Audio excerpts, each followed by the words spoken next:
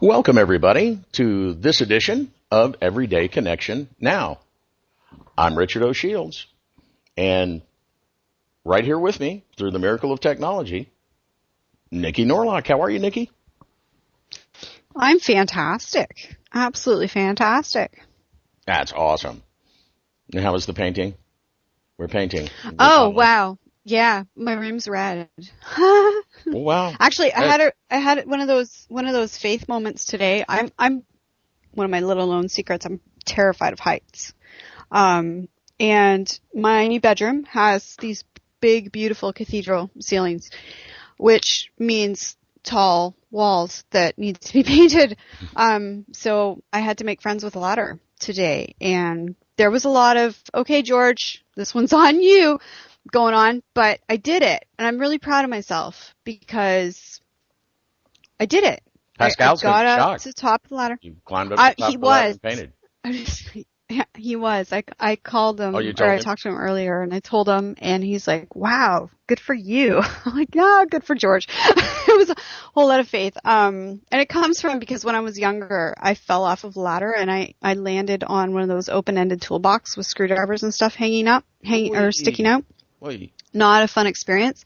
Okay. Ever since then, I've been terrified of standing on a ladder. But I did it. But no more. No more. Well, See, it's amazing what faith can do. It is amazing what faith can do. And speaking of your favorite question, what's he doing now?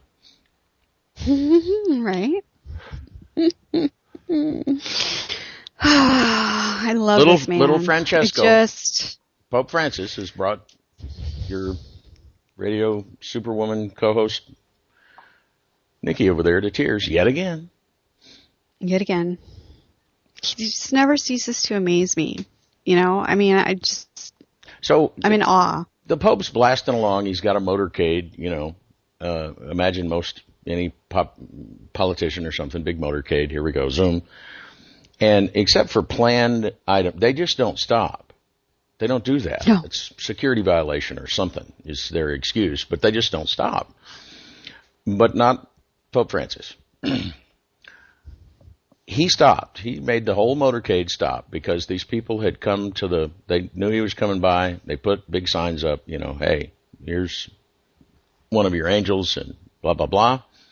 Please bless our young lady. And she does appear to have some physical challenges. He stops, gets out of his car, the back seat of his car that he's being driven around in, which by the way, papal limousine, total really honorable big mention Mercedes-Benz. for the car. No, it's a blue Ford Focus, and I've been driving around in a blue Ford Focus. It's awesome. It was some time ago, but I've actually been to the Vatican, and they have a fleet of big limousines, and so of course they do. I know he had to have said, "I'm not riding in that. Go get a car that gets gas mileage," or whatever was his reason. But they stop, and he gets out, blesses her, kisses her, talks to her. Absolutely no reason that he had to do that. I don't think even the people with the banners would have been. There is a reason negative. that he had to do that. Well, there is a reason that he had to do that. There's a very potent and powerful reason that he had to do that. And I have to point this out again. This is what happens. It has not been the habit. But this is what happens when you elect a Jesuit who is dedicated to the true and base teachings of Jesus Christ. When you elect a Jesuit to Pope, that's what happens, because he knows.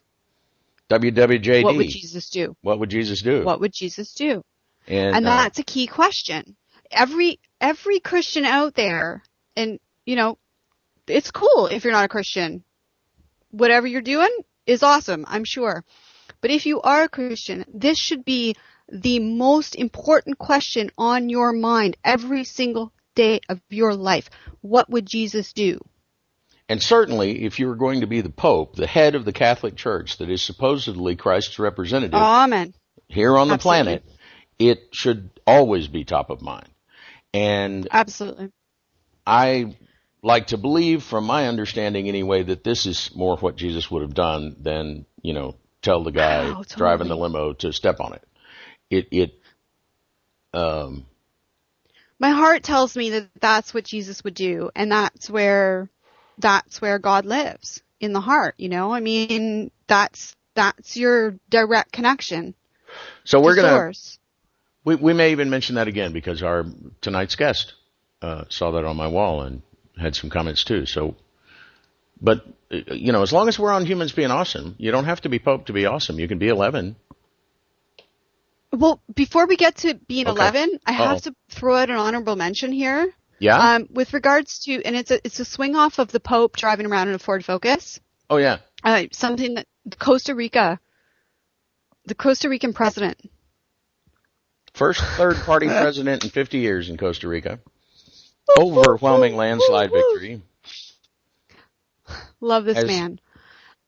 Says he wants to end the worship of the presidential image and bans his portrait from being hung in public offices.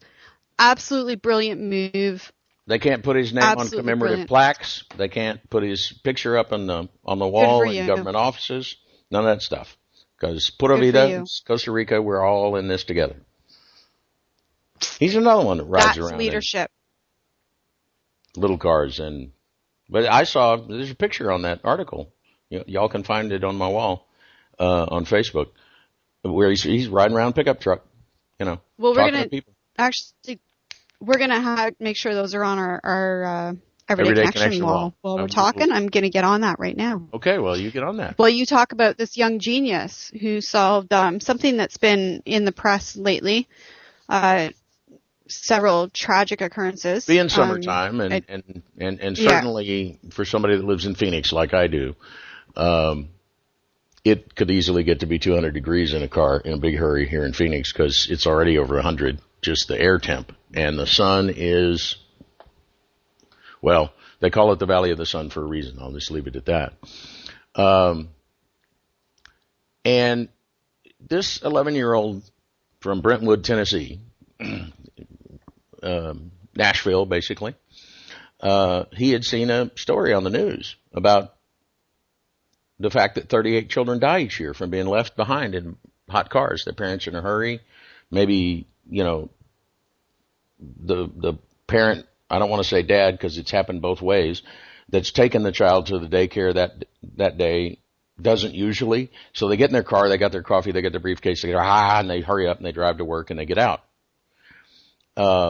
Seems like that should not be easy to do, but if the child's asleep and you just don't ever do that and you're operating out of habit, something we strongly encourage everybody to get out of. And we're going to have some tools for that coming up when our guest is here, oddly enough. We are. Habit is something that they talk about often. Imagine that. But it's rubber bands and duct tape. And he's made this strap that stretches from the back seat to the front, attaches to your door handle.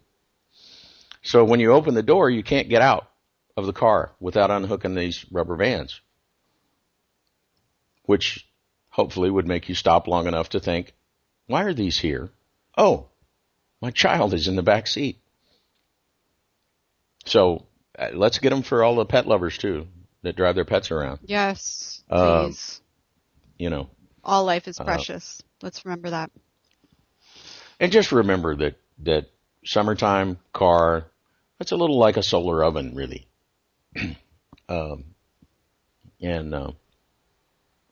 But it is, to me, demonstrative of, we say all the time, these new kids are just different. Yeah, because he saw this stuff about kids dying. He didn't try to figure out how to get his next Nintendo game. He's like, I can do something about that. These kids today see something and they go, I can fix that. I want to point out, too, that he probably spent little to no time with being angry at the parents. He recognized this is a thing that happens. And regardless of the reasons, there needs to be a solution. So I'm going to create one. As opposed to trying to wrestle the problem to the ground and get angry at the people who have done this in the past, and we have seen a couple of news stories which I have carefully not shared, but now I'm able to share this young genius's solution. So that's what we talk about when we focus on the positive, focus on the solution, not the problem, because it's really not important how the problem got there. It's here. No. We're just going to have a considered response. And exactly. So we round and round. We're going to be right back after the break with tonight's guest, Veronica Torres, and we'll talk about habit and things, I'm quite certain, because they've been big topics in her work for 12 years. Many moons. Mm-hmm. Many moons. So we'll have some important words from our friends. We'll be right back. Stick with us, folks. Welcome back, everybody. All right, well, we have an old friend and past guest, and,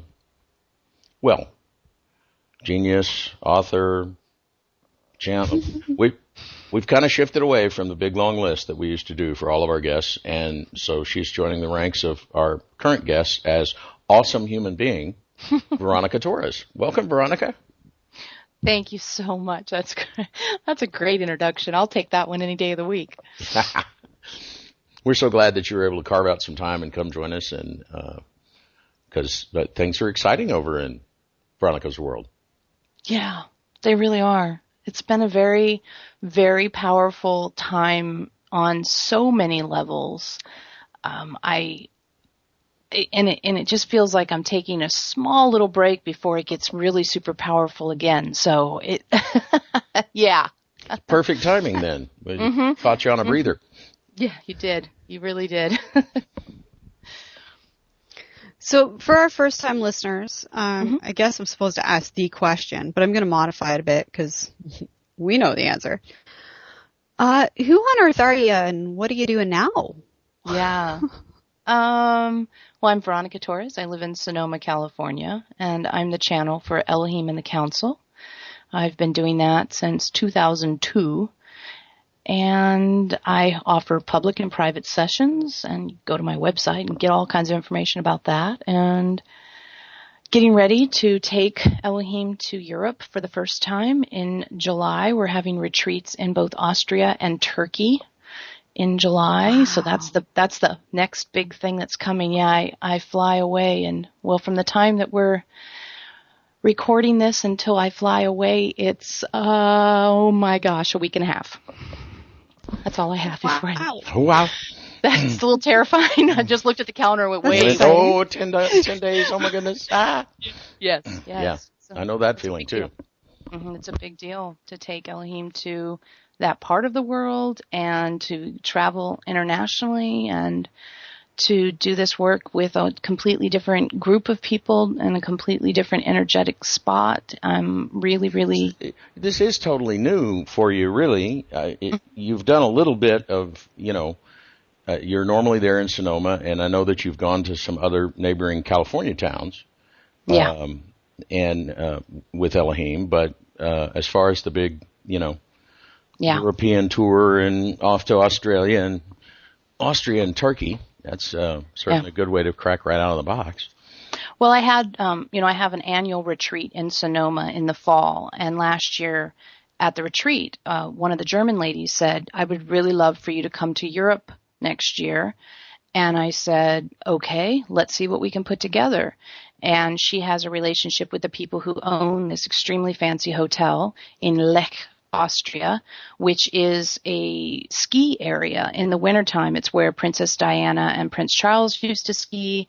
Brad and Angelina rented the entire next door hotel to the one we're using for a month last year.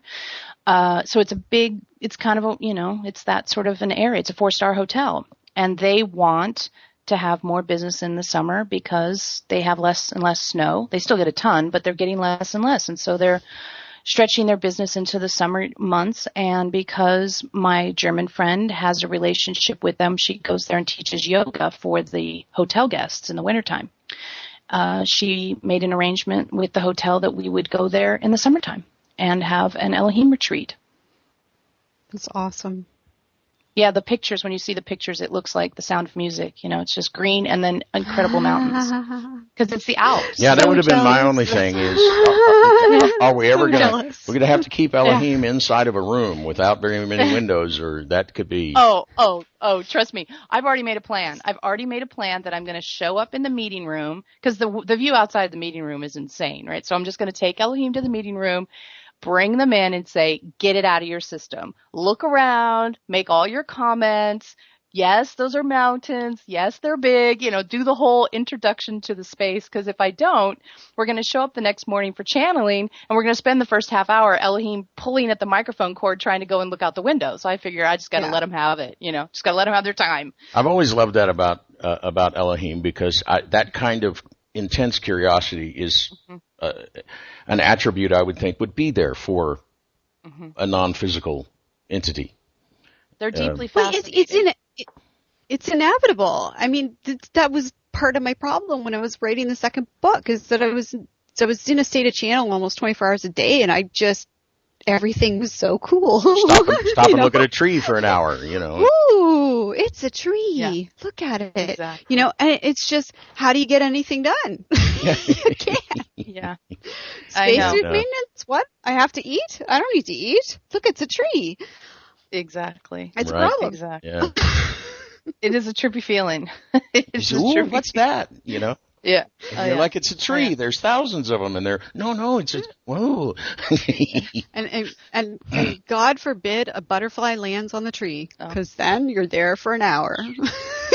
All over. Where I sit right Look at now, the and where I do winds. a lot of my channeling, I have a beautiful view out the valley of Sonoma, and there's always, you know, birds and bugs and various critters of all stripes, and Elohim sometimes will just be like, ah, la, la, la, la, la, la. I'm like, hello, could you come over here for a minute? I could use you over on this side of the desk. So they can get, yeah. It's like, somebody type a question quick, or we're headed out the window. Exactly. It's pretty funny. It's like, one time Elohim just said, yeah, we've been looking at the birds, but we're listening energetically. I'm like, oh, God. Oh, well. But it's true, they are. They're listening energetically. Even if they're not exactly listening in the way I would listen, they're definitely still knowing they're what's going on. Yeah. It's It is a funny one. It's part of the stuff people don't, I think, expect, because they don't see it that much, because we all work so hard to stay so focused. Yeah, they're pretty silly sometimes. And a really amazingly powerful silliness, too. It's not a frivolous silliness. There's always a strong passion underneath their silliness. So I wouldn't say they're frivolous. They're passionately silly. I was actually going to say that, because I've often found that when I get pulled over there, wherever there is, as pretty as there is, there's usually something important that comes out of it. Yeah.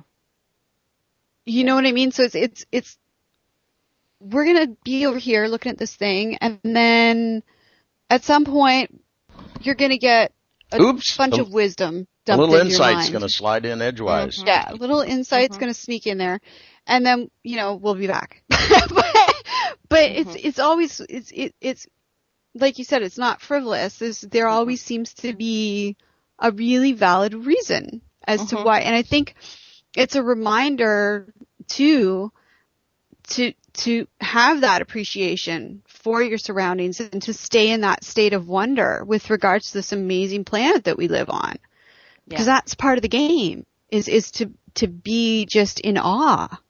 I love being in awe of everything around me. And I love being reminded of that, and how important that is, and how easy it is to attain that state of joy, full bliss and peace.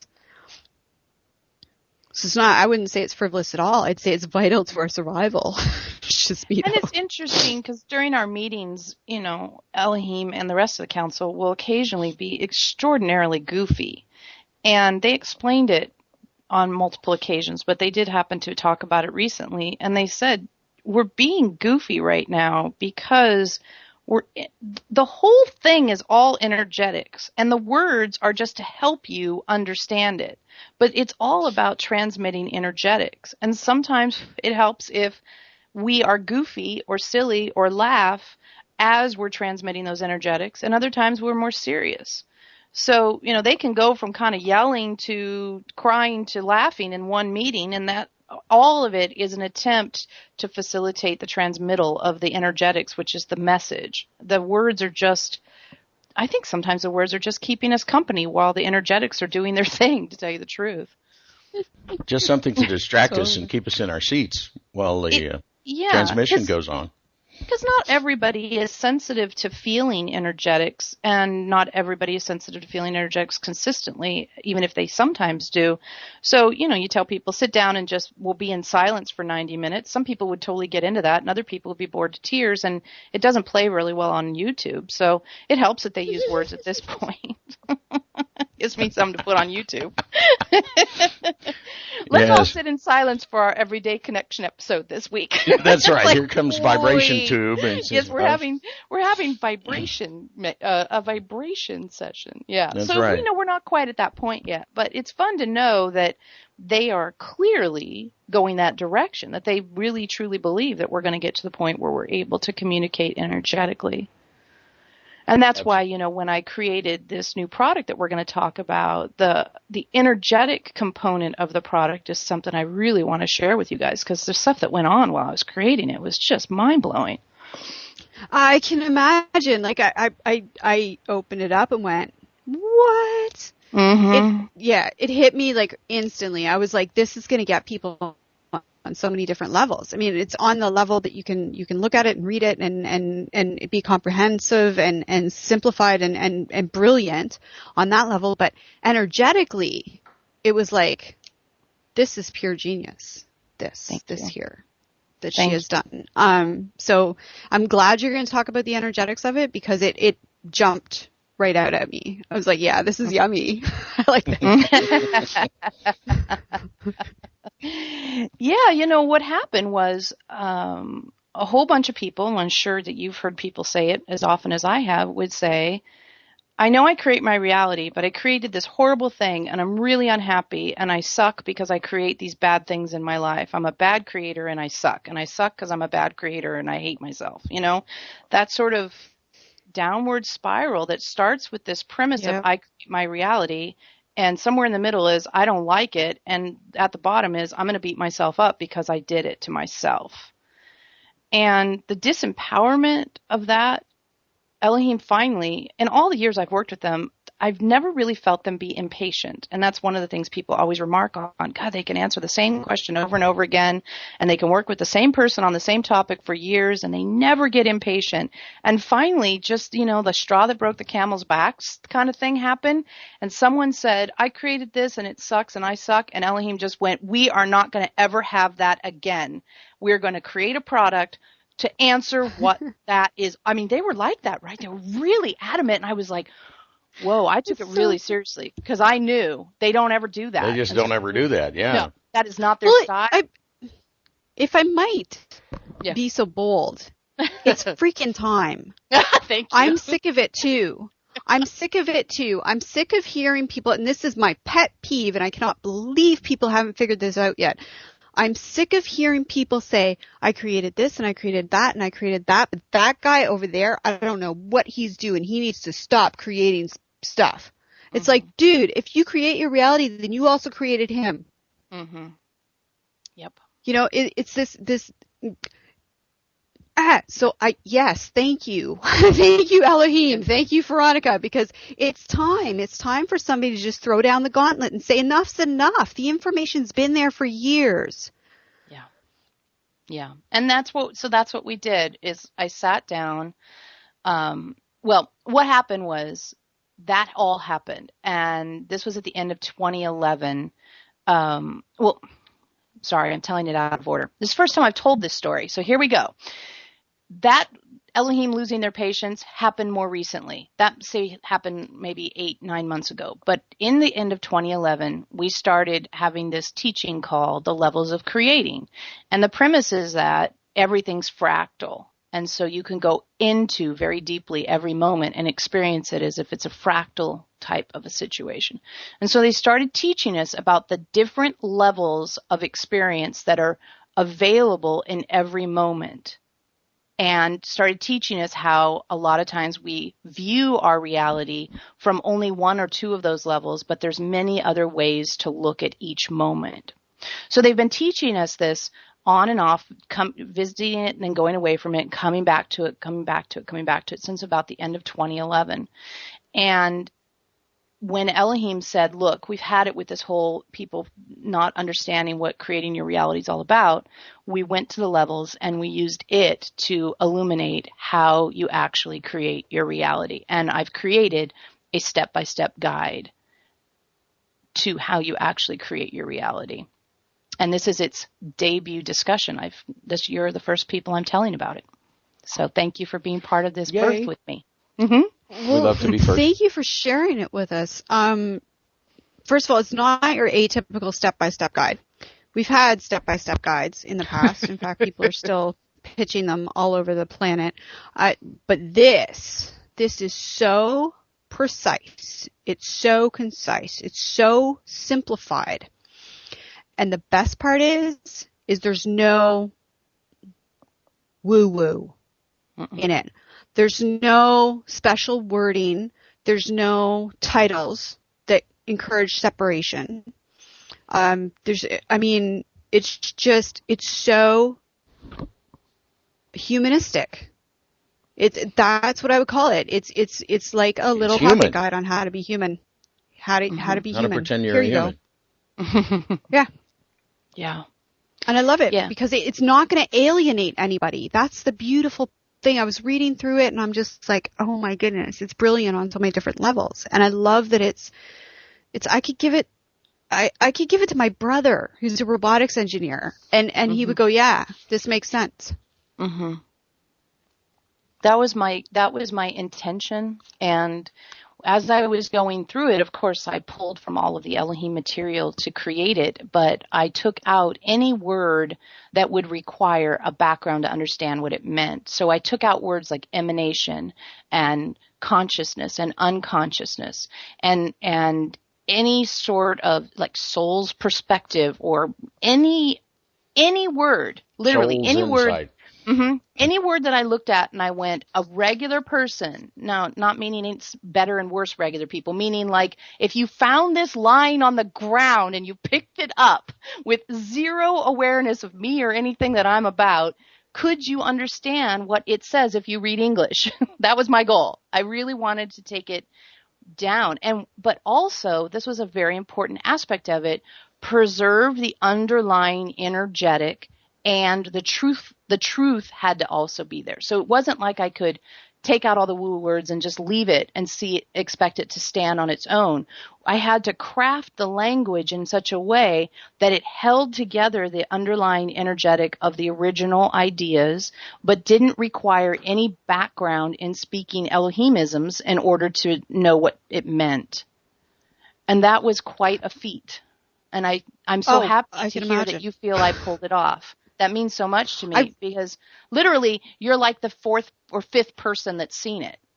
Maybe maybe six. I mean, really, there's less than 10 people have seen this. So. And it's easy for somebody that's been doing this for 12 years to begin to take terms for granted. That well, everybody knows what that means. Everybody understands emanation by now, don't they? And no, they don't.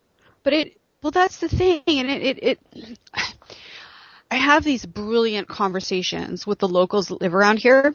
Mm-hmm. Like brilliant, insightful, wise conversations with these people. They don't discuss life in terms of consciousness or unconsciousness or awakening or enlightenment or any of that stuff. They just discuss life from, this is what I've experienced, this is what I've tried, this is what works, and this is what doesn't work. Yeah. And yet their knowledge of how stuff works is as in-depth as ours for doing this work for how long. And so that's why I love this so much, because you've bridged the gap. Mm-hmm. You've bridged the gap from the person over here doing this thing that I don't quite understand to here's what I do in your language. Yeah. And you don't need to know anything else about the work or anybody else that works in my field, because this is it. This is it. And honestly, people have started asking me, because I just released the book, how do I do this thing that you've done? And I'm just going to direct them to you. I'm just going to say, here's your pocket guide. Thank you. That means a lot to me. It's so, I don't have another word for it other than genius. It really is, Veronica. Like if I had this 9 years ago, I would have saved myself a whole hell of a lot of trouble. I would have made as good a story, mind you, but, right? Well, I think after 12 years, even Elohim's figured out that we just kind of like to get off on a spin because it's fun. Mm-hmm. Oh, yeah. Well, getting out of the spin is always a trip. Yeah. But the thing is, if you're going to do it, know that you're doing it. Yeah. Yeah, and that's part of the levels of creating. The idea is that your current experience can be looked at, and in this first kit, we've talked about the first 6 levels. You can look at this in this framework 6 different ways. And, the level 1 is duality. Level 2 is victimhood. Level 3 is I create my reality and I don't like what I've created. Level 4 is I choose my reactions to my experience. Level 5 is this experience is mine. And level 6 is what trigger. And any experience can be addressed from any of those levels, but typically what occurs is that we have an automatic response to any situation that you can identify using the booklet that's included with the kit. You can identify what level you're currently in. And that's the big thing, is it's not bad to be in any one level. It's just you need to know where you are. That's the consciousness, the awareness. Yes. Once you figure out, with the help of the booklet, what level you're in, then we have other tools in the kit to help you get out of that level into another level so you don't stay stuck. This is the only requirement for using this, is the desire for things to be different. I am willing for things to change. That's it. That's the only thing you need. And some self-honesty, I suppose, is thrown in there too, because you have to be willing to say, oh, wow, I really am seeing this as a victim. And not be mean to yourself, but instead say, hey, I'm choosing to try this, to do these levels, to do something new for me, rather than just stay trapped in this path I've been on. And it really does walk you through each level with very straightforward, not like we said, nothing here is, nothing's requiring you to climb to the top of a mountain or starve for 3 months or anything crazy. Everything here is within. Go out in the backyard on a full moon and dig a hole. Exactly. And there's none of that. Yeah. There's none of that. It's so doable. Mm-hmm. That's the beauty of it. It's absolutely pick it up, do it. And it's totally non-accusatory.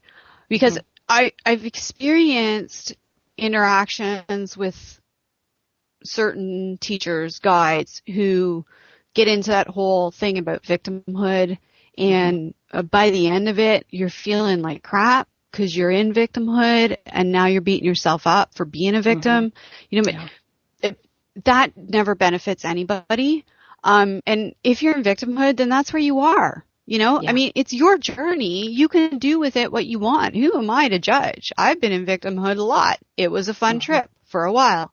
Don't want to stay there. I'm just saying, but you can't really get out of victimhood if somebody's making you feel bad about being in victimhood. So I'm reading this, and there's no accusation at all. There's no negative feeling about it. It's just, hey, here's where you are, and here's what you can do about it. Yeah. That's it. It's very factual. Like, here's the fact. The fact is, I feel like a victim in this situation. All right, great. You feel like a victim. Good to know. We want to know, you want to know where you are. That's 90% of the healing is the realization of what's going on.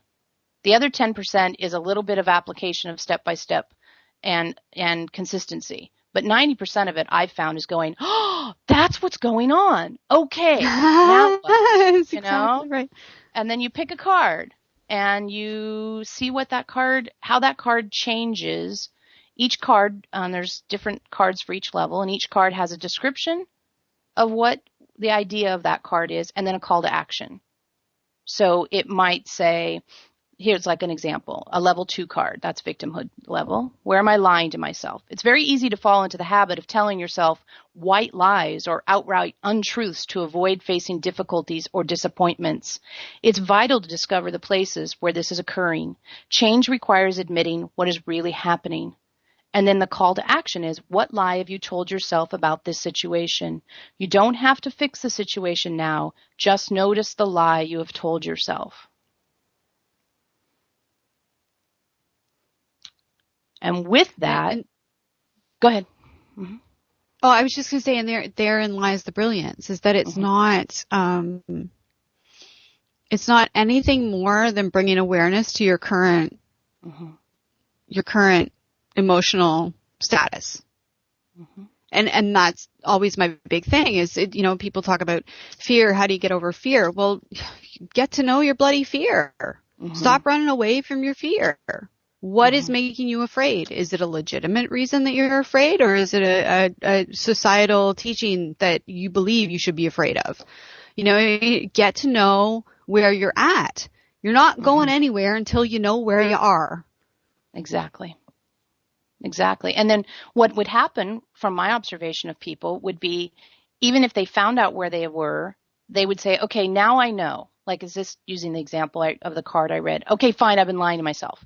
And then the only place they know to go to is to be mean to themselves for having done that. There hasn't been a very constructive way to say, okay, yes, you've been lying to yourself. Now let's look at it this way. Instead of, I've been lying to myself, I suck, I'm a bad person, no wonder my life's so bad, and then they go down, down. So that's the other part of the levels is, after you've picked the card for that level or picked several cards for that level, if you feel like you need more than one, there's nothing wrong with that. It's completely self-driven. Then you look at level 3 and you say, did that help me change my outlook? Am I starting to see this from a level 3 or maybe level 4 place now? And if I am, I'll pick cards from that level to see if I can help myself see it from even a different level. Because level 6 is the what trigger level. And the thing about level 6 is it's that place that people most often equate with the word bliss. Because instead of life triggering you all the time, which is a word that we use to mean upsetting you, driving you into thinking about the past, creating victimhood feelings in you, making you feel like you're never going to get ahead, all of that sort of limitation feeling. Instead of feeling limitation, you start to have a very present experience of the moment, and it's not upset by what is happening. It's informed by what is happening. And the people that I've known, myself included, who've been able to inhabit level 6 and to move their issues up the levels into where they are experiencing them from a level 6 place, it really does feel like the thing that we've all been searching for, which is a place where you feel bliss, or as a way I like to say the word bliss, because that's kind of one of those words that lots of people have definitions of that may not be the same, is a place that's not contingent on an opposite, meaning if we're having fun, we're thinking about the time when we're going to have not fun. Or if we're at a show, there's going to be a time when the show's over. And our feelings can be wrapped up in the experience we're having rather than we're always having an experience with different situations occurring. Right. I want to be the person who feels the same, whether I'm alone or with the friends, whether I'm doing something private or doing something public, whether I'm doing something, quote, exciting or doing something, quote, calm. I want to have a consistent inner experience that I take into all those spaces. And when I find myself experiencing my life from level 6, that's what I get. And it is truly amazing how it feels. It's truly amazing. It really is, because you can have what, I don't know, 6 years ago might have made the world feel like it's falling down around you happen to you, and you can just be, okay, this is obviously happened for a reason, so I'm just going to be here in my space of I don't know and wait to find out what that reason is. Or you can be having an exceptionally exciting experience, and still be in that space of, okay, this is cool. You know, it's still, in both instances, you're in a space of, this is cool. I'm okay. Yeah. And it's always back to that, I'm okay. Regardless of where you are and what situation you're in, I'm okay. Yeah. And the description and that's a good place to be. Part of the description of level 6 included in the kit is you find yourself undisturbed when non-preferred experiences occur. Any situation automatically represents an opportunity for growth without having to engage in mental processing. A sense of peace and quiet descends. No longer driven by fear-based adrenaline responses, you navigate your life by fascination. Live from aha to aha and insight to insight. And this is not like make-believe. This is really happening in my life and the lives of many of my friends. You really can get to that. It does. It just happened to me. This was the thing that happened to you on Mother's Day. Yeah. I was going to say. That's exactly what happened on Mother's Day. It's an excellent example of a level 6. Yeah. But even then, you felt the temptation to be the I did feel the temptation, but I've been doing this work long enough that as much as I was tempted to freak out, I know better now. And so I was able to stop and go, okay, now what? The short version of the story, because you haven't heard it, but this will help our listeners understand what level 6 is like. On Mother's Day, we've been living in this house for 2 years. It's owned by my husband's grandmother. Our plan was to buy it from her and blah, blah, blah, blah, blah. Short version of the story is on Mother's Day, she sent us an email saying, I've decided that I can't wait for you guys to get the mortgage and you're going to have to move out. We have been settled here for 2 years. It's a remote area. Our kids are really happy and settled in. They both made huge progressions in their own personal lives. Uprooting them, not an option. Just launched my first book. Radio show's taking off. Don't really want to move right now. Love my neighbors, love everything about it. Okay, what are we going to do? My immediate knee-jerk reaction is the stomach gets all twisted. My knees start to go weak. I'm like about to collapse. And then I'm like, no, take a still moment. And in my head, I'm getting, go see Francine. Francine is our neighbor. She tutors our youngest daughter. She's also a friend of the family. It's Mother's Day. What am I thinking? I'm going to call her anyways. Look at my husband, say, I have to go to Francine's. He says, what? We have to talk about this. And I'm like, no, the answer is at Francine's. And he said, oh, okay, because he lives in level 6 now too. You know, I mean, that's how we live our lives. So I called Francine. I'm like, what are you doing? This is going on. And she says, well, I'm cooking dinner for 15 people, but if it's an emergency, come on over. 20 minutes later, after talking to her, we had a bigger house for less money a month. It had all the things that we were going to add to this house already in that house. It's 5-minute walk away from where we live. And it's owned by people who appreciate, and a river runs through it. It has a pond on the property. Like everything that we wanted for this place is already there. Yeah. And we don't have to take kids out of school. We don't have to, literally 20 minutes later, I came home and said to my husband, okay, we have a new house to live. And he went, okay, cool, thanks. We'll start packing now. Right? That's beautiful. Good, done deal. You know, and the thing is that I could have done what I would have done 3 years ago, which is stay and discuss this with my husband and make a plan, because we need to make a plan. We've just been kicked out. We have to make arrangements. We have to find a new place to live. We have to. No, we don't. We have to be still and we have to listen. And George is going to send me where I need to go, because where I needed to go was to Francine's, who had just been notified 3 days earlier that her tenants of 15 years were not renewing their lease. Yeah.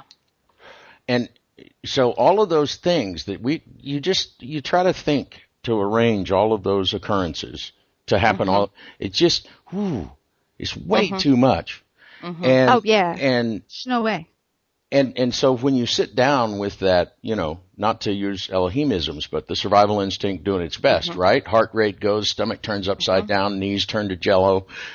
That's the survival instinct playing the don't you dare have some insight. We know how to survive this. Yeah. You tend to sit and get in a conversation where you're magnifying that. And then it just, before the day's out, it's like, when you stub your toe and you look on Google and then you decide you're dying from cancer. Yeah. It was that, whoa, stop, wait a minute. I can't go there. That's not a good idea. That's right. Yeah. And then, it begins to, because the insight's always there. In the ugliest, what you might call previously, the ugliest moment of your life, the insight's there. Mm-hmm. Well, it's interesting because if we just use the levels about this, the first instinct almost always for everybody is to go to level 2 victimhood, right? And although it doesn't sound like you spent much time there, if we just maybe expand your story a little bit to illuminate how this process works, you immediately go, but Grandma, you said you were going to wait. Yeah, like why don't you love us? And you could just how dare stay she? there. Yeah. Right. How dare she? You could stay there. What did I do? 100 years. Yeah. And you could be a victim of Grandma. Totally. Instead, what a lot of people do is they might know, okay, wait. I create my reality. Here's the moment, right? I create my reality. And they say, I create my reality, but it's awful and I hate it. And then they tend to say, I don't like it. They're mean to themselves for having created it. And then they go back to victimhood. So they go to from level 2, victimhood, to level 3. I created this, but it sucks. And now I'm a victim of myself. And then they're back in level 2. So the thing about the levels is not that everybody manages to live in level 6 all the time or level 4 every time or over 2 every time. It's figuring out where you are and then seeing, is this the level I want to make decisions from? And if it's not, move the experience up the levels until you get to a level where you're comfortable making a decision from it. And so if you go from a lot of the common patterns people do is they go from duality to victimhood to I create my reality and I don't like it, back to victimhood, which is 1, 2, 3, 2, right? I like to say it this way. 1, 2, 3, 2. 1, 2, 3, 2. 1, 2, 3, 2. Cha-cha. Mm-hmm. Or they get all the way up to level 4, which is I choose my reactions to my experiences. And, for those people who know who Elohim is, this is where their teachings really kick in, is at level 4. You're 100% responsible for your reactions to your experiences. You're choosing them at all times. So what are you going to choose? And that's like when you said, I'm choosing to go see Francine. I'm choosing to listen to this insight I'm having. I'm choosing. Whereas level 3, you feel like it's happening to you. In level 4, you are choosing,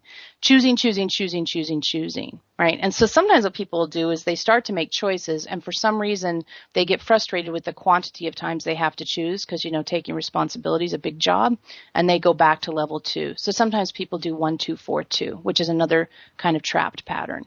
What we like to see people do is 2, 4, 6. Which to me is what it sounds like you did. You went from a little bit of victimhood into I'm going to choose into yes, this was happening for me, and I can find a sense of peace in a tumultuous process. Because even though, great, we have a house, it's 5 minutes away, it's got a pond and a creek, we still have to move. It can be really easy to fall out of that level 6 into, damn it, Grandma, why'd you have to do this? Now I have to pack, right? Instead, maintaining that level 6 stance might take a little practice as you go through the actual step-by-step of moving. But in the overarching experience, it sounds like you did a 2, 4, 6. Yay! We like 2, 4, 6. I think awesome. Here's the beauty of what you're saying is that, I went without knowing these levels. This has kind of been the life experience, right? That I've been, the journey that I've been on. The beauty of this for the people listening is once you start doing this consciously on a regular basis, and it took me a while of practice to get to where I could lose my house and get a new house within 20 minutes. Mm-hmm. But I promise you that if you start consciously doing this, then it will become instantaneous for you. And it was like in a matter of minutes, I went from 2 to 4 to 6 because my knees got weak, my stomach clenched. Holy shit, how could this happen to us now? Are you kidding me? No, wait a minute.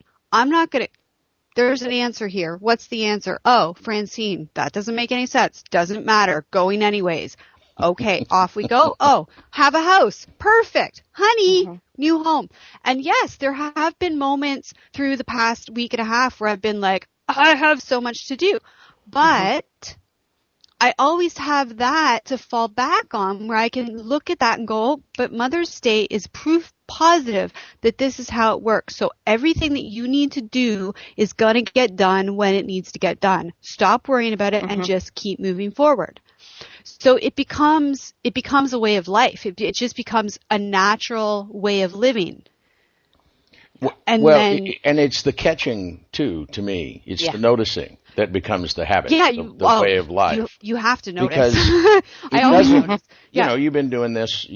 We've been doing this radio show for 3 years. We've talked to some of the greatest thinkers on the planet, and they've all provided us with their tools and their things. And here, have some of this, and they explain it to us, and we're right here to ask questions, so we get it usually by the time we're done with 90 minutes. And still, your knees, of course, still your knees buckled. Yeah, I mean, you are in a human body after all. It is what happens, and your shelter from the storm, and believe me, it gets cold in storms in Canada, people, is gone. Body goes, no. Okay, that's right at the core of the survival instinct. Okay, you couldn't have been more on target. Homeless. Really. Holy shit. Yeah, right. Because homeless is a big deal. But again, that's that where I am now compared to where I was 3 years ago. 3 years ago, this would have been like devastating. My dream home just got taken away from me. Are you kidding me? And no, I have attest, a better dream home coming. I can attest that that's been the experience of a large percentage, I would say, of the people that have stuck with Veronica and Elohim over the last 3 years. Because I started watching you before 3 years ago, and I don't watch every last session that y'all do. I'm one of these weird ones that drifts around. But for when the council was stepping forward, and then really through the beginning of this, I remember when Elohim did the drawing on the whiteboard before we even had the PowerPoint presentation video of, here's the X, here's the go out this way, and now this is this level, and then to see it like this, it's like there's 3 years sitting right here in these few pages in front of me of really distilled down of having worked with virtually all the public sessions that Elohim did. There's an interesting aspect of that. Is we were talking earlier about the underlying energetics of the project, and when I don't consider myself a writer, which is kind of funny because I've published 26 books, but I feel like I'm a good conveyor of Elohim's writings, and so to actually have to create new sentences is always, or has always been, intimidating to me. So when I sat down to write the little booklet that comes with the kit, that's really the backbone of the whole setup, when I sat down to write it, it was kind of dark. It was night and it was dark, and I just had the light of the computer screen, and I sat down and I just started typing, and I got some insights about the format. And when I got done, I stood up and I was really dizzy, and I thought, wow, why am I dizzy? And I flopped down on the couch and I said, Elohim, what's going on with me? And they said, you really have to treat your body as if you've just channeled for the last 2 hours, because that's what we were doing. And it was interesting because as I was doing it, it did not feel like I was channeling. I did not even really feel like I was connected to Elohim any more than I am just in a regular moment. Yet the words that are on that page that you guys have, that's in the box, are definitely so chock full of energy that there was something more going on. A blending was definitely happening between me and Elohim in the creation of that. And the day after I did that process, I woke up in the morning, I opened up my computer, I pulled up the Word document that I had used to create the booklet, and as soon as it appeared on my screen, I flew back in my chair. My entire body flew back against my chair, and the chair rocked. And I went, oh, okay. So there's something, yeah. There's a lot of juice in there. It's happening. Telling you. It's happening. And then when I made the cards, I made all the cards and I sat down, when we finally got them all put together in Photoshop, sat down, I printed them out in black and white, and I made piles of each of them to check the energetics. And as I was reading the cards, my body was twitching and jiggling like it does when I channel, just reading the cards. I literally, yeah. There's a huge amount of energy in the set and available to people to work with in addition to the words. There is. Well, as soon as I opened it, I was like, wow. Wow. Well, yeah, I took one look at the document. Veronica and I touched. Like, I want to get my hands on the cards just so I can hold them. I knew you were right there, so I thought, well, I'll just be sure that we're still on for today and that everything's cool. And she sent me this, and I pulled the document up on my screen and took one look at it and was like, yeah, no, and had to print it because I wanted it. Bring out of computer, bring here, give it to me. It's really powerful stuff, and yeah. Congratulations. Doesn't seem the right word, perhaps. I don't know quite, but it really is a delicious bite of blended beingness, I would call it. It's interesting you use those words because we use those words often. Is that what we really are looking for is blended beingness. It's blended beingness genius. That's. And you know what I did too is I created the kit has the booklet. It has 30 get in the moment cards to help you come to the moment before you start working with the levels so that it helps you focus. Then there's 50 cards that help you move between the levels. What we also did was we created some oversized cards that are summary cards. So they're quick reminder cards of the calls to actions that I mentioned earlier. So you can have the deeper kit that has the 80 cards, or you can carry around the 6-card set within a set. So you really get 2 in 1. There's the travel portable sort of set, and then there's the deeper set. All comes in the same package. There's been many days in my life when I wished I could have just reached in my pocket and pulled out a level 2 card to see what to do, because it's like, oh crap, I'm down here. Right. And I know Elohim told me what to, but you got to get some think going on. You got to get some space. You got to take that breath before you can quite get there. And these they bridge that gap just so beautifully. That's exactly what it is there's a card for each of the levels. It's all summarized in one card so that you could literally go, I know I'm in victimhood, pull out that card and have 5-10 things to do right in that moment to help you see it a different way. Just on one card. It's like, 3 inches. Yummy yeah, stuff. It's We've reached that point again. Not really sure what to play break music for this one. Maybe She's a Miracle Walking. I think that would be appropriate. Would be the thing. Definitely. So we'll have Ina V's song She's a Miracle Walking. But don't go away because we're going to have lots more, and I think our friends Elohim themselves are going to come and I'm going to ask them about this stuff because I bet they think it's yummy too. And so you don't want to miss that, but I do, for those of you that are I know you're foaming at the mouth to get this stuff. And we're going to have websites and stuff coming, but it's by the time this is published, the site will be up and all the stuff will be at levelsofcreating.com. And, of course, as has been the case and is a really beautiful and easy-to-use website, Elohim.com. And that's Elohim.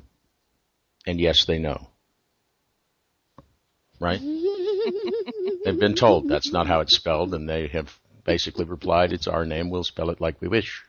And it's funny because they told me that they spelled it for me. I'd never been aware of the word Elohim before. They told me this is our name, Elohim, and they spelled it for me. And so I've always spelled it, it's I before E except in Elohim. That's right. So y'all enjoy She's a Miracle Walking, and we'll be right back. I'll be right back with these two miracles walking in just a moment. So stick with us, folks. All right, welcome back, everybody. Again, that was our friend Ina V. You'll find her at www.enavie.com. Big kudos to Ina and Howard Lip, her partner, for giving us permission to play their stuff. So go check them out. They're doing some awesome philanthropic things too. So, and lots more very cool music.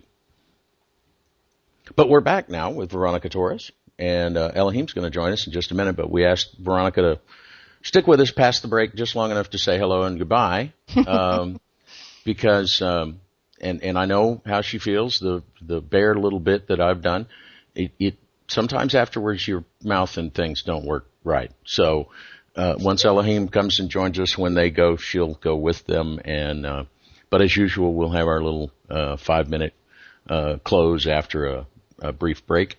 And we'll give you all the websites and all that stuff again. But easy, if you can't remember anything else, you can remember Elohim.com and I before E except in Elohim. Mm-hmm. and you'll be able to find everything else because this. I want everybody to find this. This is a real diamond in the rough. Actually, it looks pretty smooth, not so rough.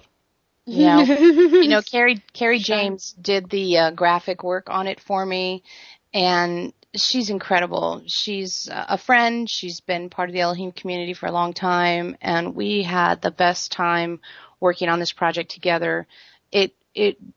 It was amazing how things would just click into place, that feeling you have when you're building a jigsaw puzzle and you get the right puzzle piece. And that feeling happened a lot, and we had a lot of fun. It was a lot of work. And the weekend before we finished it up, I calculated I worked 40 hours in 3 days. Starting to sound like Niki. Do the math. She's writing. It was one 17-hour day, and I channeled twice during that day too. Ooh. Yeah. Oh man. Mm-hmm. Yeah. I've had those experiences. Well, I can't wait to meet her because we're gonna have to have her on because she's truly gifted, and I bet she's a whack of fun to talk to. You guys need to be watching because we're going to have Carrie on to talk to her, and we'll talk too about the Game Crafter. Yeah. That is the service that you use to put this together. Because thegamecrafter.com. You got to put the in there. Thegamecrafter.com. Thegamecrafter.com. It's amazing. And that really sounds cool. So we were gonna give it a quick, have Carrie join us, and now it's like, no. We need to do her justice, and let's just have Carrie on, and we'll have a show. So beautiful. That'll be coming shortly, folks. You'll love it. One of the things we're doing right now is we're doing the German translation of this project. So she's working on that. And we'll just mention that neither one of them speaks German. No. Talk about uncertainty. You get it translated, and there's just a whole bunch of characters, and you just go, okay, stick it in there. Does it fit? It goes there. Yeah, exactly. But yeah, we have so many people in Germany following the Elohim work that as a community, they've been able to translate the work, and I've run it by German-speaking folks, and they responded the same way you guys responded to the English version. They were just blown away. So the community's done a great job and held the energetic together properly. And so I'm going to Austria, and I'm going to Turkey in July with Elohim, and meeting up with the German community over there. Lots of them are from Germany, and we'll be taking the prototype in German with me over there to them. So they can see it. Awesome. So they can see it, and so they can all, exciting. after dinner, kicking it around, seeing if anything needs to be so fixed. The words fit looking just at right. Those words. Because, German takes up needs 15 to 20% more words than English, and the words are longer. So when you get the German, it's like, ooh, we're going to have to get bigger cards. Bigger cards, smaller type. We're definitely going to need bigger cards for the German version. It's hilarious. When they first gave me the translation, I went, wait, how many letters is in that word? Is that one word, really? That's really one word? Yeah, so I'm learning all kinds of things about, like in German, when you put quotation marks around the word, the first quotation mark actually looks like 2 commas. It's down at the bottom. And so I was like, why are these commas in here? They're like, no. Those are quotation marks. I'm like, quotes. oh, really? So I'm learning all kinds of stuff. Yeah. I had to choose back in school whether I was going to take Spanish, French, or German. Yeah. And so I just went, and it's not apparently what everybody did, but I went and looked at some things written in German, French, and Spanish. And I did the exact same thing. I went and looked at something that was written in German and said, oh, yeah, no way we're doing that. No offense to our German friends, really, because we've had even guests from Germany on, but wonderful folks, but bless your hearts with that language. Yeah, that Greek and Russian, when you're not even going to use my alphabet, come on, you got to go. Asking a bit much of me at this moment. Yeah, for sure. So. Absolutely. Well, before you go, I'll tell you again that how wonderful it's been to have you, and it's so wonderful to have some of the friends we've made in the Everyday Connection family, the EC family. That it doesn't matter whether it's 3 months or 15. They come back and it's just like, oh, hey, what's up? As if you just 5 minutes ago. Yeah, feels like that to me too. There's part of us where it probably was 5 minutes ago. Exactly. It's possible. I'm sure of it. Yeah. So. Well, I'm very grateful that you had me on, and it was really, really special to introduce this new product, the Levels of Creating, to the world through Everyday Connection. So thank you for the opportunity. So awesome. World premiere and debut, ladies and gentlemen. Yeah, once again. All right. Well, if you'll go find our friends, as I recall, we have to answer when they say hello. This is how you do it. Or they will just say hello again. Let me go get them. It should just take a second.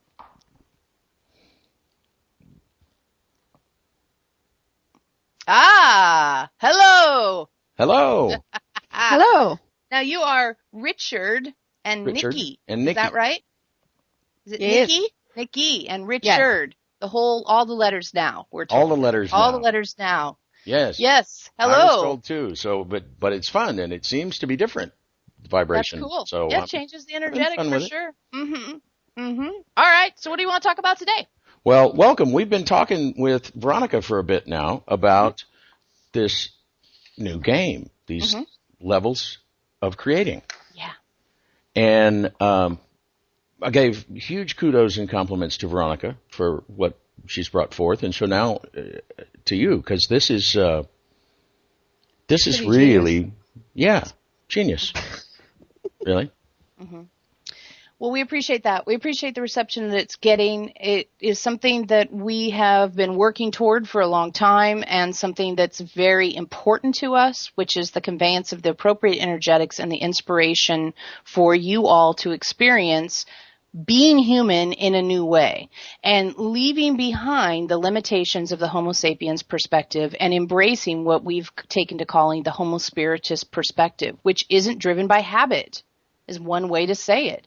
And the levels of creating and this guide that Veronica and Carrie have created out of the ethers into the physical is a tool to use to help you recognize that you do not have to see your life the exact same way you've been seeing it, and that if you feel stuck, there's a way to get unstuck, simply with willingness and the ability to say, yes, I see that in myself.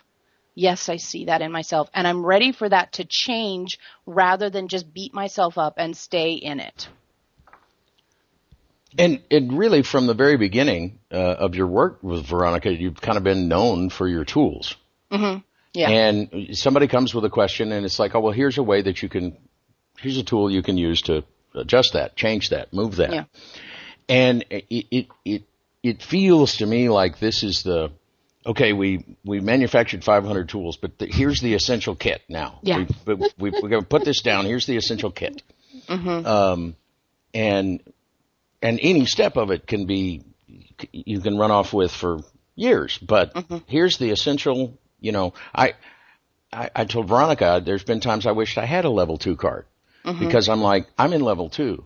I'm in victimhood.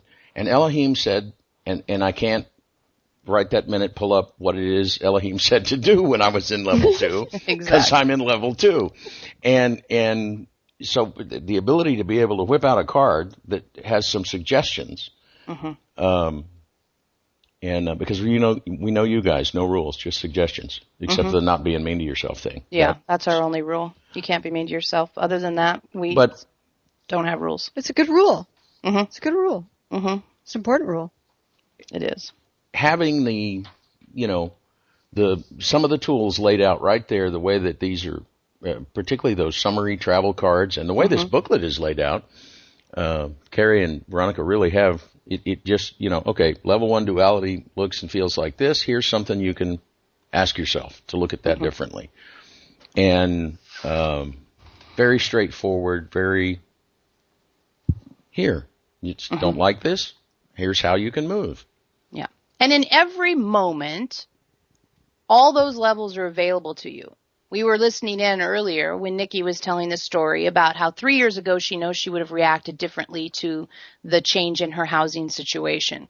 Now, even 3 years ago, all these levels were available to you. You just didn't have as immediate access to the levels that you do now because you've grown spiritually and you've become more aware and you've gotten, things have changed. We could list them forever. Yes. So in any moment of anyone's life, all of the levels are available to you, and expressing yourself in that moment at any of those levels is an option. It's just where you have the ability to have clarity is where you'll typically act from. Like, I'm clear I'm a victim. Okay, so now you know how easy it would be to act from a victim stance. But as Veronica said, are you going to make your decisions from that place? And for most people who would be listening to your show, the answer is, I don't want to anymore, but I know I have been, oh God. So when you get somebody who's like that, you say, okay, here is what you can do in a very, very concise way. Here's something you can do that will help you have an option to where you have been. An option to where you have been. And that's really what it is options to the habits that you've been running. And then what it does is it generates new neural pathways in your brain. You're literally using different parts of your brain. And it expands the ability you have to express as a human because you actually are turning more of your brain on. And it offers a different energetic vibration in your body, so it changes how you relate to your physical form. It opens up, for those of people who are interested in taking it to that place, it opens up connection with non-physical because you no longer have so much what we call baggage and static in the way of you and experiencing more possibilities for expression. But it can do all that stuff, which might fall into the woo-woo category for a lot of people. But it also can just help you get along with your spouse better, help you get along with your boss better, help you get along with yourself better, so that you can start to have more of the life you've always dreamed of. It does that too. It just makes it easier. Like, wow, my boss just said this to me. In the past, I would have just thought he's a blank hole, right? Are we allowed to cuss on this show? We don't know. Okay. Yes. Oh, yes, in the past, I would have just said, he's an asshole. That asshole, he's always thinking he's better than me. Why does he always think he knows what's right? Just because he got a promotion. He only got a promotion because he's the friend of the boss anyway. You know, that sort of victim place. And you just can, how many years are you going to do that for?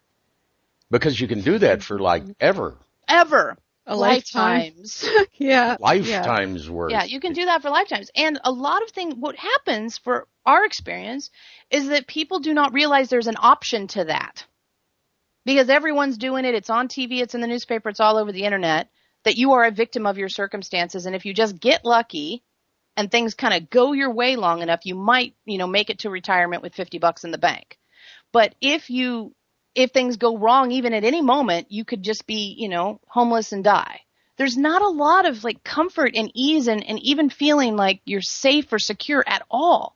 Even if you have $1 billion, those people don't feel safe and secure typically. So it's that finding an option to the pattern that has been societally acceptable, which is to feel victimized, beat yourself up, and feel victimized some more. And that's part of the work we've been doing through Veronica, is offering an alternative to the patterns that your society already says are okay, but don't lead to people actually enjoying their lives. They cope. That's it. And coping sucks. Yeah, coping. It does. Coping sucks. Sorry, I have to be blunt about it. But you talk about sucks. the victimhood, and you see you're a victim of this, and then you see you're a victim of that, and so pretty soon you're beating yourself up. So then you get into the habit to where you're just victim of yourself. Yes. And to me, that's the real sort of endless loop trap of that is once you go into victimhood to yourself, you can't go somewhere else because you take yourself with you everywhere you go. Yeah. And it can be even in the work of trying to get from there. I mean, there were intermediate steps between 3 years ago and Niki being able to shrug that off and stop and find the insight and go for it. We all do step by step.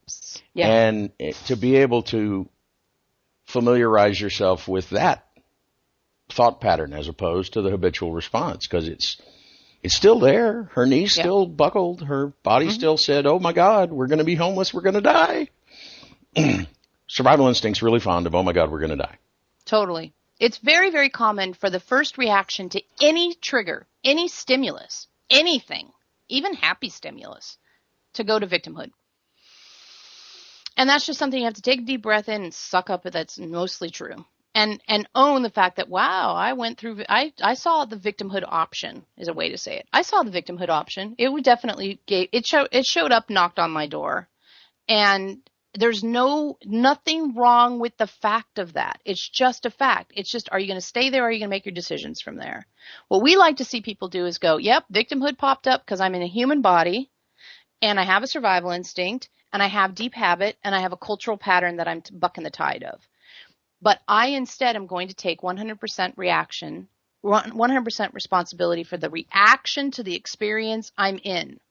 That's really how you create your reality, is through your choices about the experience you're in. Going back to Niki's example, her choice to sit around and feel like a victim would have created a reality where she felt like a victim and probably had all kinds of things happen that were uncomfortable.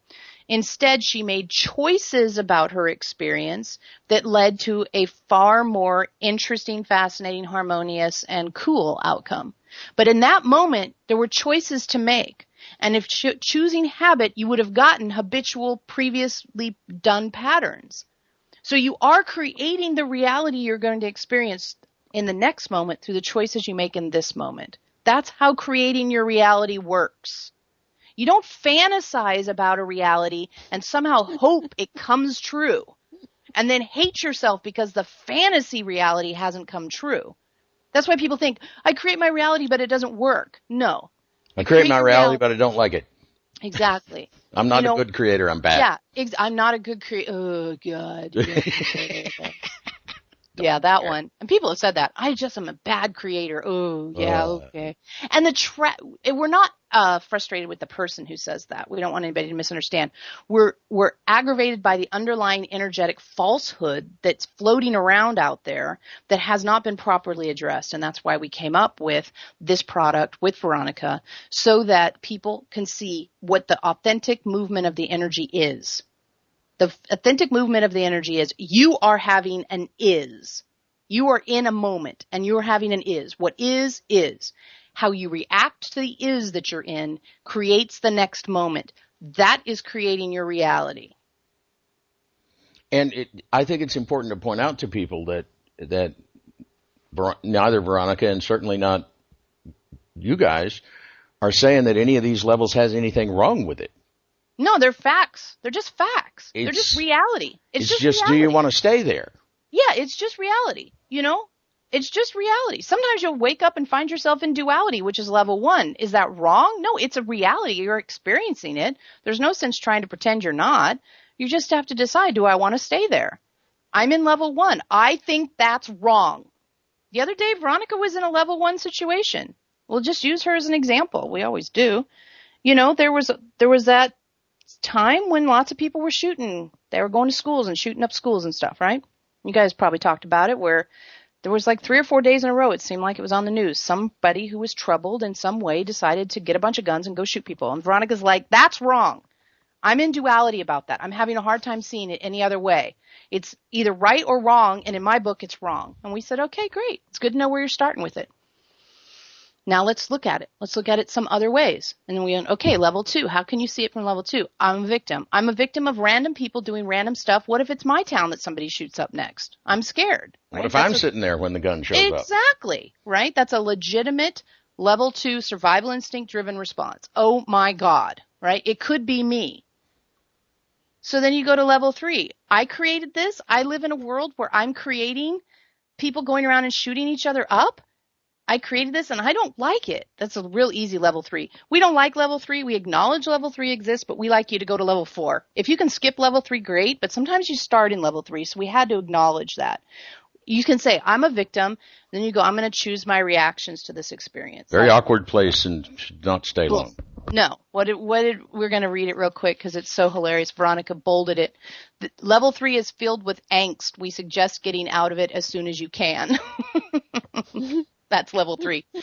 So level 4, here's where you find yourself. And as Veronica may have mentioned earlier, this is where our teachings really kick in. Everything we've taught you addresses this moment where you say, okay, I'm going to choose my reaction to this. I'm going to choose. And Veronica, we sat down with her and we said, just imagine for a minute that the guy shooting the gun, that's his emanation. You have energetic emanation coming out of your body. It's not bullets. Those are more visible. And yes, we're not trying to make light of a very, very, very challenging situation for everybody involved. We're just pointing out that emanationally you are affecting people.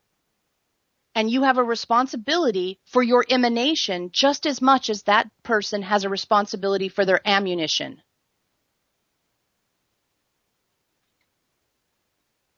That's how you choose your reactions to your experience. Well, that's quite the way to put it. Mm-hmm. It's precise. Right? It is really good way to put it, and I hate to butt in and interrupt Elohim of all things, but now I have to ask because you said you guys probably talked about it, and here's the thing.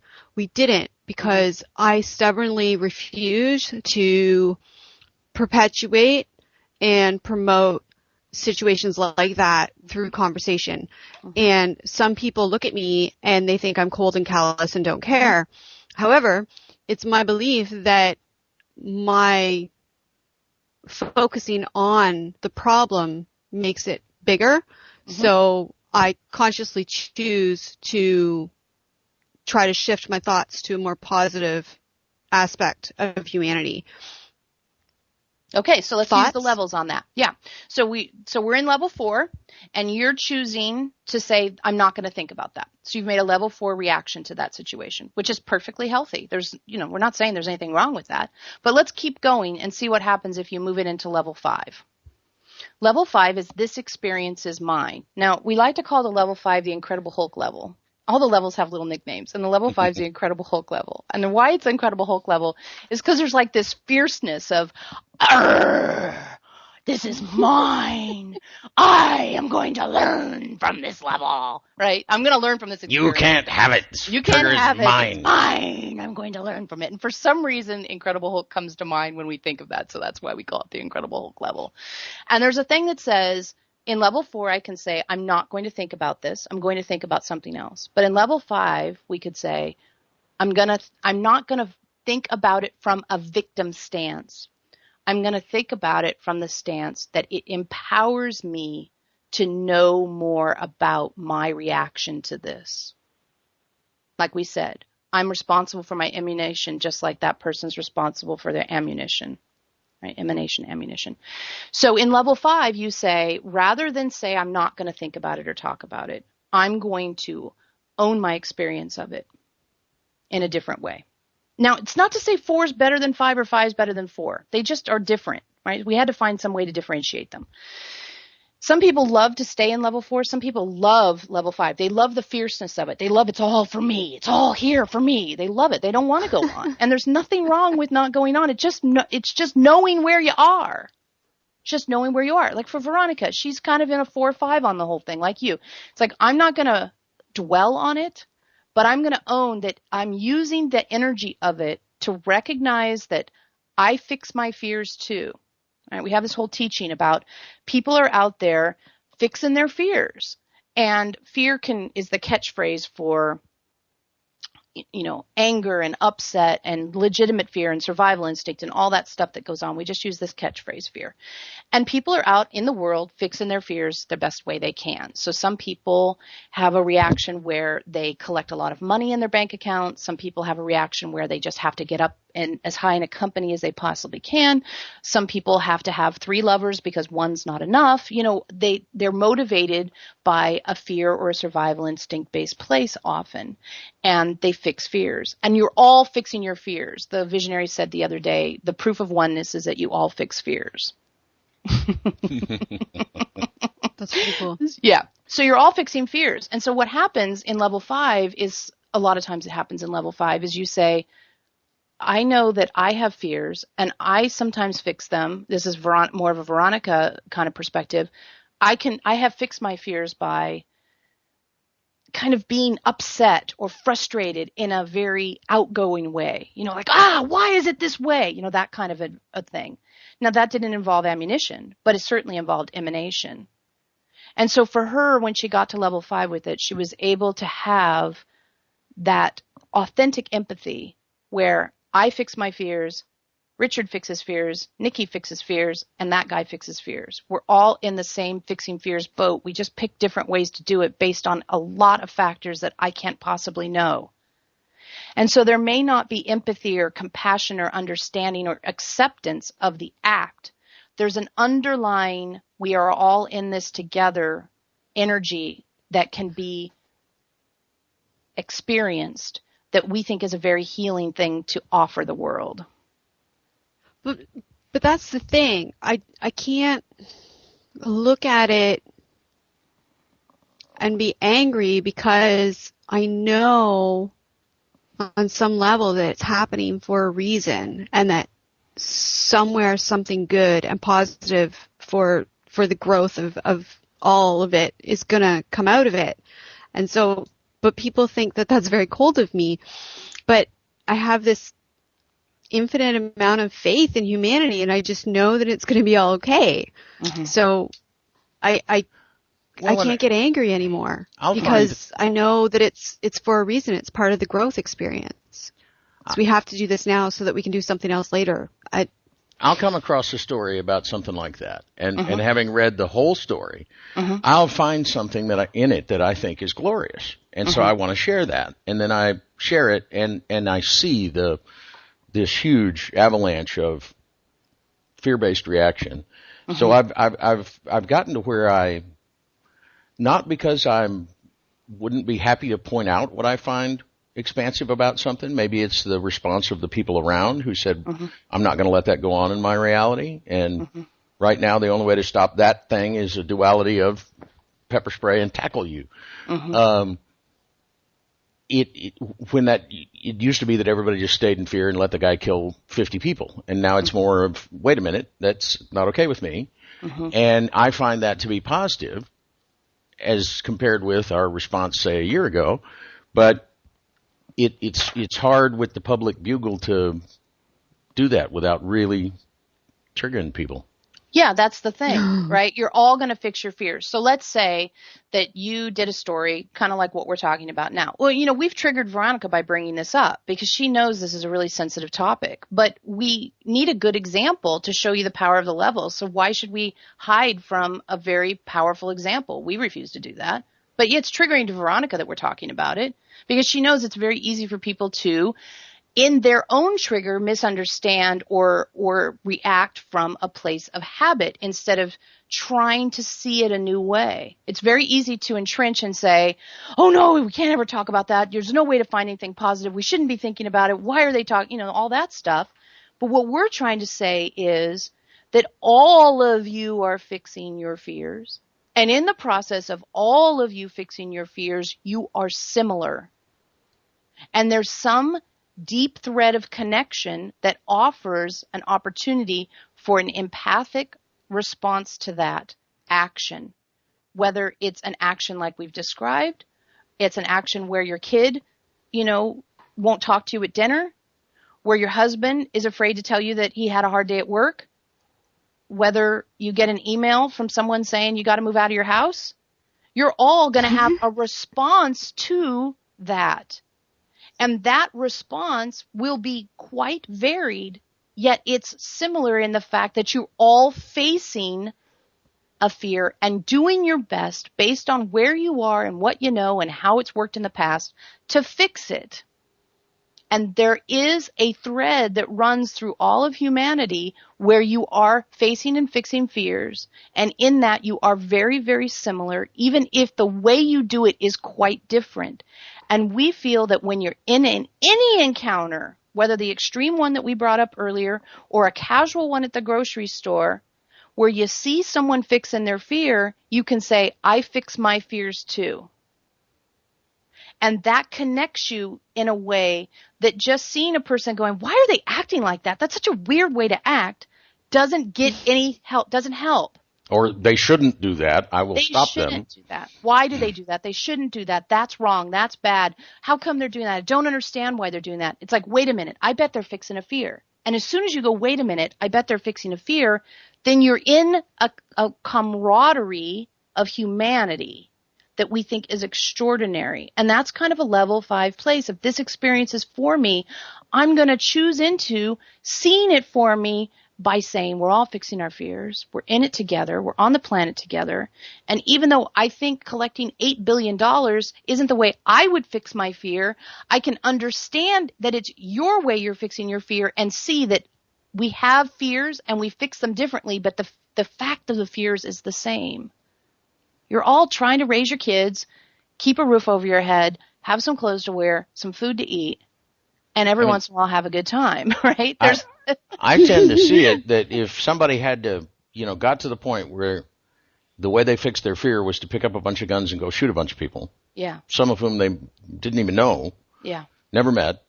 That must have been a really cold, prickly, dark, icky place. Yeah. Because I know that just from my own reactions in my lifetime to different things, I know that's in there. Yeah. I know that's in there. I know that I could get pushed far enough to where if it was eat or be eaten, I would probably get there because it's in there. It's part of us. Exactly. But why can't it be that that's part of this much grander thing and that you don't have to stay over there? Just because it exists, It's very conscious of you to acknowledge that place. And, there's a lot of people out there that are very pacifist, that are very, animal rights and all those things. And it's a beautiful way to approach the world. And if it came down to the fact that Bambi or you starve to death, Bambi's probably going to get shot at. Bambi's probably going to buy it right there. Yeah. And that is just a fact. Now, let's to be clear. All we're dealing with is facts. There's no judgment attached to them. It's just a fact. Survival instinct pushes on you hard enough, you will go after Bambi. If the survival instinct isn't pushing you on you hard enough, you will preserve habitat for Bambi, if that's what you feel called to do. And it's beautiful that in your current society, given all of its challenges, you still have the freedom to offer habitat to Bambi instead of having to go look for Bambi for dinner, in most people's cases. And that is the difference between this incarnation and the previous one you were in, no matter when it was, pretty much, is you have a lot of freedom to explore your spiritual journey because you have grocery stores, you have birth control, you have more equality between the genders, and you have other means like the internet to learn without having to, somehow stumble upon some mystic or some sage that's in some other part of the world that you happen to go study with. So this is in a very empowered incarnation for you to stop having the habitual lives that you've led up until this incarnation in most cases. And even though you're very empowered, it still requires a lot of choosing and a lot of I am willing and a lot of facing uncomfortable feelings sometimes to say, I want my life to be different. I'm going to choose out of even the habit of my incarnational cycle, not just the habit of my gender, not just the habit of my society, not just the habit of the way I was raised, but the incarnational habits as well. Those are all deep habits that you're choosing out of. And this incarnation, this moment in time, is really the moment when you've had everything's lined up for you to all be the able tools, to do that. all of the things are there. We're running up close. Oh, are we already? Yeah. Well, time flies when you we're can have a little fun. bit more. I would. We checked. We can have a little bit more time. Okay. What would, in that situation, what would a level 6 reaction look like? Yeah. Level 6 is what trigger, right? And so when you see that, and this would be extraordinarily difficult for anybody we know, Veronica included, to have a level 6 response to someone shooting someone. So we're just saying it may not be possible at this evolutionary level that she's at or that anyone we're talking to have it.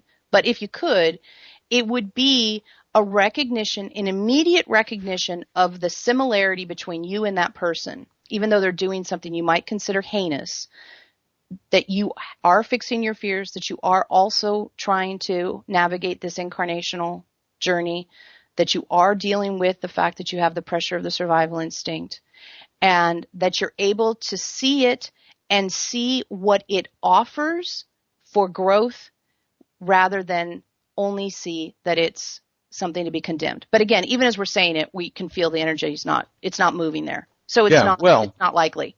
It's not likely in that example that you could do that. But, we go back to Niki's house example, and immediately you can see it's totally possible to get to level 6 there. So you can see how different situations have the ability to move through the levels in different ways. Immediately, something that's a survival instinct thing for Niki, where am I going to live with my family, can move into a level 6. What trigger? That's not a trigger. I solved it in 20 minutes, and that family's all set. But we couldn't get there energetically with the shooting example. So that it's a beautiful set of examples so people can see how this works. It's a real stretch, and the stretch is always there. We say that sometimes, and we say, well, non-physical entities have their own things that they stretch about. And it seems like, well, how could that be? And it's just a magnitude of difference. It's just like finding somebody that's in duality. That's practically where these people are with us against it. It's me or them. I'm going to shoot them all. Yeah. Maybe they get to level 2, but maybe a little victimhood, but they go right back into the duality of it's me or them. Yeah. And that is way far off from even somebody in level 4 or 5 about the situation. Oh, it's light years. It's almost incomprehensible. Yeah. And so it's not so much that we're looking for a place where we don't have to stretch anymore. And it's not so much that we're looking for a place where you never experience level 1. It's, to me, the big thing, and it's what I hear you saying, is the ability to recognize where the hell you are. Because you can't, if you don't know where you are, you can't change anything. Exactly. Where you are and if you want to make your decision from that place. So if you want to stay in level 1 and say, that's wrong and nobody's going to change my mind about it, and I'm not interested in changing my mind about it, I'm not interested in knowing anything more than that's wrong, great. You have clarity.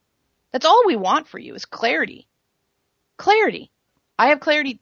I'm done. That's it. And as you said, I don't want to think about it. I don't want to add any energy to it in any way.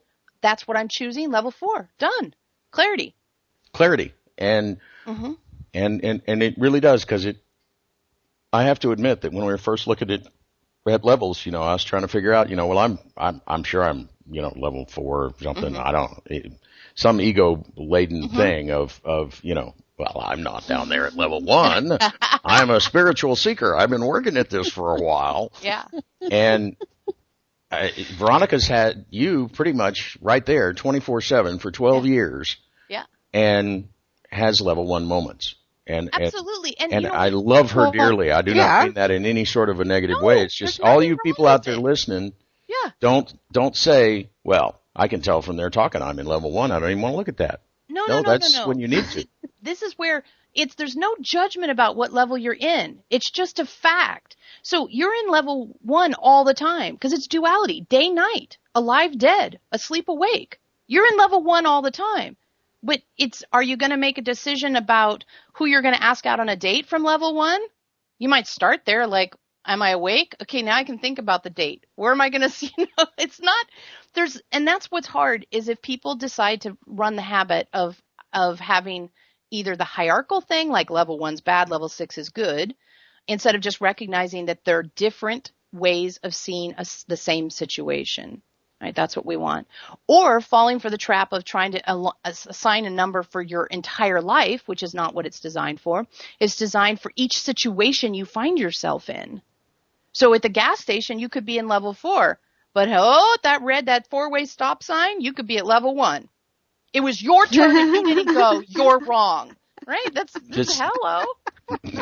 So you made it half a mile and you went from level 4 to level 1. You people all go back to driving school and stop exactly. I was just thinking the other day that I almost got hit by a truck, like a semi truck.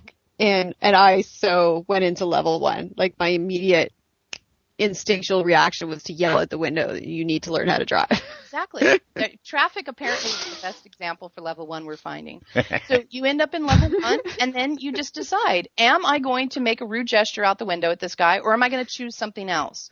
So see, this is perfect. Okay, so you've got the traffic example because apparently this one's good for everybody. So the immediate thing is, you're wrong, asshole, right? There's a lot of cussing that goes with level 1 we found. I mean, Veronica likes to cuss, and there's good cussing and then there's the victim cussing, right? You're wrong, you asshole, to me. That's the victim-y cussing. That's not exactly the cussing that's the best because it's in level 1 and that's uncomfortable. Not because it's wrong, but it's uncomfortable, right? There's a discomfort to level 1 that your body felt really bad. Yeah, after. See? So it's not that it's wrong. Really it's just icky. You want to keep feeling icky. No, let's do something else then. So you're in traffic. The guy does something that's wrong. Level 1. You wrong guy. How dare you do that to me? Level 2. Why did I create this? I was just trying to have a peaceful day. Level 3.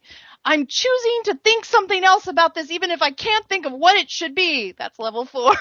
Then level 5 is like, I know what I'm going to think. I'm going to think that I am proud of my good driving skills and that I am just going to focus on myself right now.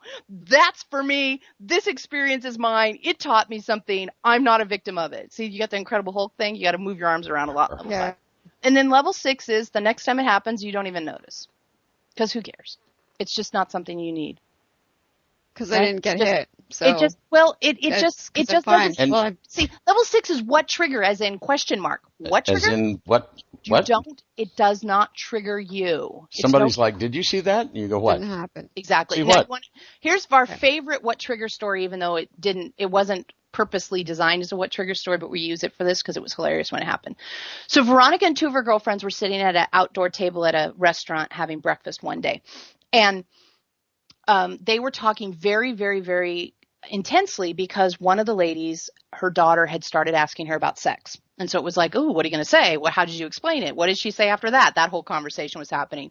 So the 3 of them were, heads together trying to sort out how you deal with the fact that the daughter has asked you about sex.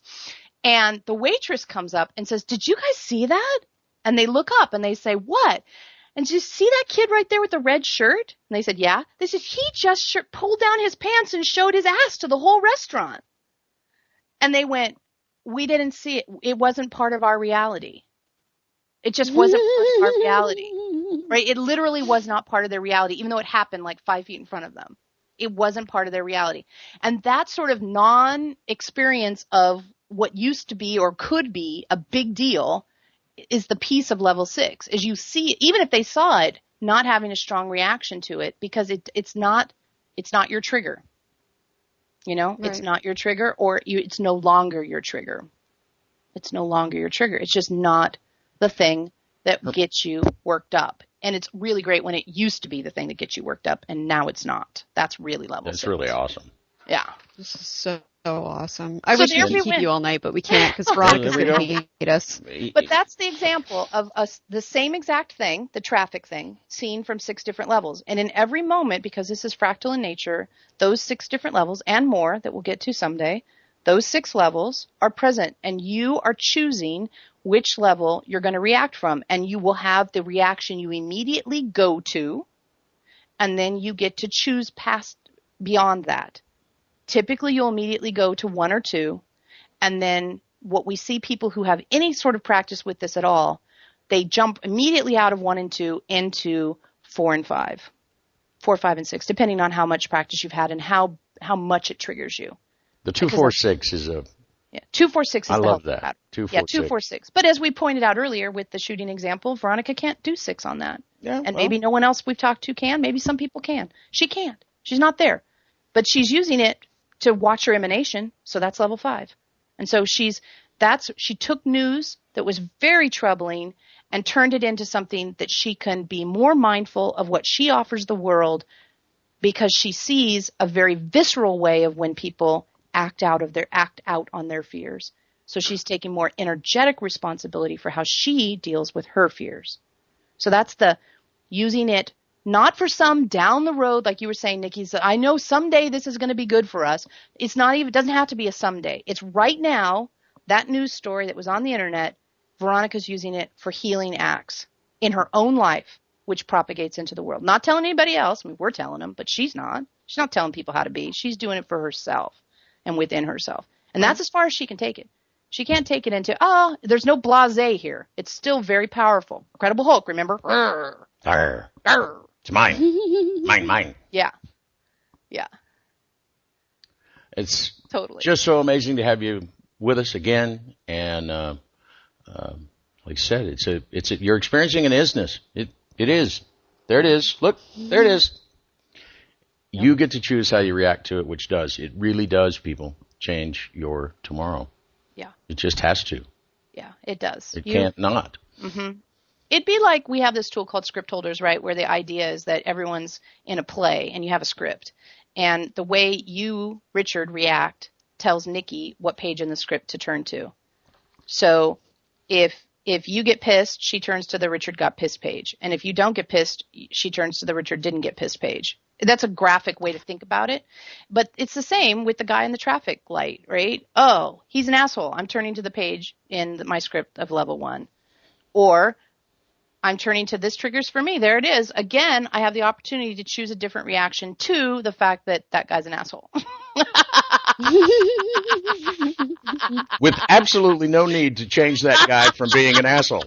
That's what I love. But yeah. Good stuff. Yeah. Good stuff. You're well, not listen. Changing him. We'll turn Veronica loose, and okay. so we'll turn you It's guys been a pleasure. loose. You guys are great. You're doing good work. We so appreciate much. you sharing what you share and that you invited us to be part of it. And we're very, very, very happy to have shared this time with you. Right on. All right. Well, folks. Thank you for playing with us. Yeah, it was great. Get to do it again soon, we hear. So that's perfect. Absolutely. Okay. Thank Talk you. to you the next time we talk to you. Until then, bye-bye. Bye-bye. Bye. And here'll be some words from friends, so listen up to those. We'll be back with a quick goodbye and all the links again for where you can find Veronica and, as you've just heard, Elohim. So we'll be right back, folks. Stick with us. All right. There you have it, ladies and gentlemen. Words from Elohim. I before ye, except in Elohim. I love that. I like little memory tricks. They work for me. But that's where you'll find Veronica and the guys, is at Elohim.com. Amazing material, huge volumes of it, kind of like we have over at everydayconnection.me, where we've got to be getting right on 400 hours of this juiciness. Yeah, well, we awesome just passed 300 episodes. We did. So this would technically be episode 301, and except we had a replay, so it's going to be over there in 30. I don't know. Maybe it'll be 303. That'd be cool. Pair of threes. You wouldn't know anything about. The magic number. If people want to hear about threes, you need to get over to NikiNorloch.com. Because That's right. We mentioned a couple times during the show that Niki just launched her book. It's a relaunch. The third edition, actually. Just got it delivered yesterday, in fact. It's in my hot little hands. I now have a copy. Well, I have several copies that are being mailed out to friends and family. But, yeah, wow. My publisher. Wow. That's all I can say. Wow. Amazing job in layout. Looks fantastic. And it is. It's an amazing book. It has a great amount of what's in these cards and kit from Veronica and Elohim. And But it can sort of leave you afterwards with, but how do I do that all the time? Because you hadn't figured that out yet when you wrote Truth. How do you do it? No. Truth is you're actually still the working on figuring that, of that out. Yeah. Truth is the figuring of that out. So when people read Truth and go, okay, now what do I do? I'm just going to send them to Veronica. Where's the short book? How do I apply this? Go here. Levels, level 1 through 6. And yes, they've been teaching on 7, 8, 9. There's more levels. There's always more levels. I can tell you this with great certainty, that grand beings have searched for eternity, and there's always more. Always more. Right? Absolutely. So where do they go to find Veronica's stuff? They go to find me at NikiNorloch.com.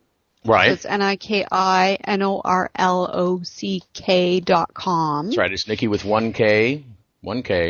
And then where you can find this game, now that by the time this episode is up, is at levelsofcreating.com. We've been talking about the levels of creating. It's the game, Levels of Creating. And so you'll find it at levelsofcreating.com. And if that's too many words, again, it's Elohim.com, ELOHEIM.com. And like I said, yes, they've heard that it's spelled differently, and they don't care.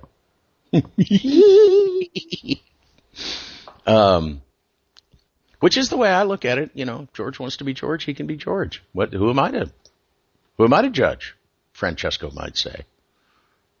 That guy stopping his motorcade, riding around in a Ford Focus. He's the dude. That's the dude.